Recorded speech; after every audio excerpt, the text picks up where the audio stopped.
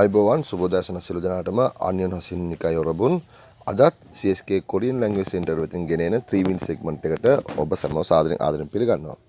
අදත් අපි ඔබට වාක්‍ය තුනක් ගෙනාවා. ඒ වාක්‍ය තුන ඔබ කටපාඩම් කර ගැනීමෙන් ඔබට කොරියානු ජීවිතයේදී මහත් ප්‍රතිඵල ලබා ගත හැකි වේවි. හොඳයි. අද අපි මුලින්ම බලමු මොකක්ද අපේ පළමුවෙනි වාක්‍ය කියලා. හොඳයි. මේ තියෙන්නේ සුගෝහසෙයෝ. නැවත සමන් දෙන්න සුගෝහසෙයෝ. මා සමග කියන්න සුගෝහසෙයෝ.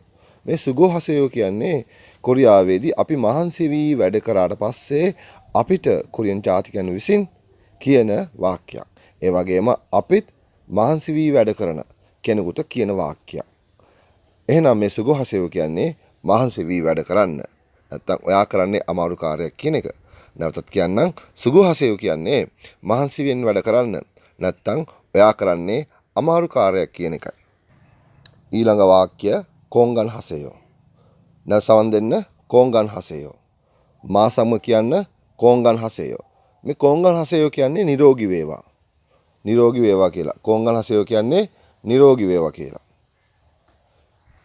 කොංගන් හසෙයෝ කියන්නේ නිරෝගී වේවා කියලා. ඔබ මේ කොංගන් හසෙයෝ කියන එක කොරියාවේදී නිතරම අපිට කෙනෙක් මුණ ගැසුනම කතා කරන්නට යෙදෙන නිසා මෙය හොඳින් පුරුදු වන්න. ඊළඟට අපි ඉගෙන ගන්න යන්නේ ආල්ගෙත් සම්නිදා. නල් සමන් දෙන්න ආල්ගෙත් සම්නිදා. මේ ආල්ගෙත් සම්නිදා කියන්නේ තේරුණා වැටහුණා කියන එක. නැවත කියන්න ආල්ගෙත් සම්නිදා. මේ ආල්ගෙත් සම්නිදා කියන්නේ තේරුණා වැටහුණා කියන එක. කොරියානු ජාතිකයෙක් අපෙන් දෙයක් තේරුණාද කියලා අහුවට පස්සේ අපි පිළිතුරු දෙන්න යනවා නේ ආල්ගෙත් සම්නිදා කියලා. ඔව් තේරුණා නැත්තම් වැටහුණා. නව සමන් දෙන්න ආල්ගෙත් සම්නිදා. ආල්ගෙත් සම්නිදා කියන්නේ තේරුණා වැටහුණා කියලා. හොඳයි. අද අපි මුලින්ම ඉගෙන ගත්තේ සුගෝහසෙයෝ. සුගෝහසෙයෝ කියන්නේ මහන්සියෙන් වැඩ කරන්න නැත්තම් ඔයා කරන්නේ අමාරු කාර්යයක් කියලා.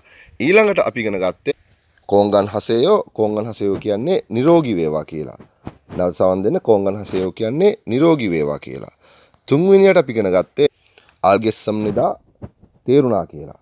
ආල්ගෙත් සම්නිදා තේරුණා නැත්නම් වැටහුණා කියලා. ඔබත් මේ වාක්‍ය තුන නිවැරදිව කටපාඩම් කරගන්න. නිවැරදිව අධ්‍යයනය කරන්න. ඔබට මේ තුලින් විශාල ප්‍රතිලාභයක් කොරියාවේදී ඉන් පිටතදී කොරියානු ජාතිකයෙක් සමග කතා බහ කිරීමේදී උපකාරී වනු ඇත.